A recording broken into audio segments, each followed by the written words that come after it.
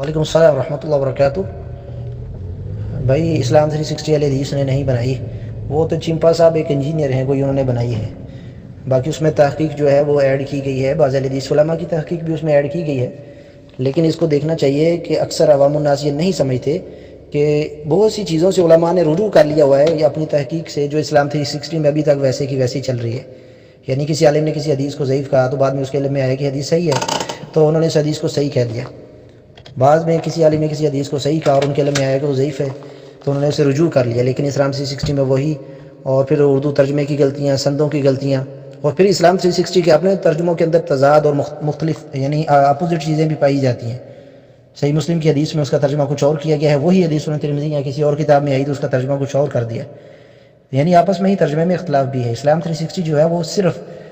عوام الناس کے لیے اتنی سی سہولت ہے کہ بھائی وہ حدیث لگائی اور نکال لیا۔ اور اسلام 360 کا جو نقصان ہے وہ یہ ہے کہ حدیث کے اوپر جو باب ہیں وہ نہیں آتے، وہ شو نہیں ہوتے کہ محدث نے اس حدیث سے کیا سمجھا۔ مثلا صحیح بخاری کی آپ حدیث لکھتے ہیں 725،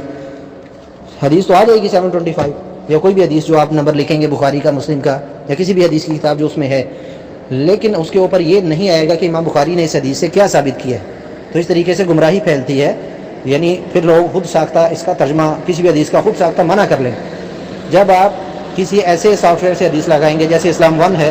اس سے آپ حدیث لگائیں گے تو اس کے اوپر لکھا ہوا ہے کہ اس محدث نے اس حدیث پر یہ باب قائم کیا ہے، تو پھر کسی کو کوئی گنجائش باقی نہیں رہتی کہ وہ خود ساختہ حدیث کا معنی بیان کر سکے۔ کم از کم یہ تو آ جاتا ہے کہ اس سے محدث نے اس حدیث سے یہ سمجھا اور اس کے اوپر اس حدیث سے یہ ثابت کیا۔ تو اسلام 360 کی جو سب سے بڑی خرابی ہے وہ یہ ہے کہ اس کے اوپر تبویب باب نہیں آتے اس کے اوپر، تو پھر اسی لیے تو ہر کوئی اس کا خود ساختہ معنی کرتا رہتا ہے۔ اور اسلام 360 میں بہت ساری غلطیاں اور بھی بہت سی چیزیں ہیں، اور تو ابھی اس میں بہت سی چیزیں اور بھی ایڈ کر دی تھی، جس کی وجہ سے ہمارے بائٹ کاٹ کیا تھا، شاید ابھی اس میں سے نکال دی ہوں، لیکن بہت سی چیزیں اور بھی اس میں ایڈ کر دی تھی، یعنی غلط منہج کے لوگوں کی عقائد کی، غلط عقیدے والے لوگوں کی تفاسیر یا اس طرح کی کتابیں بھی اس میں ایڈ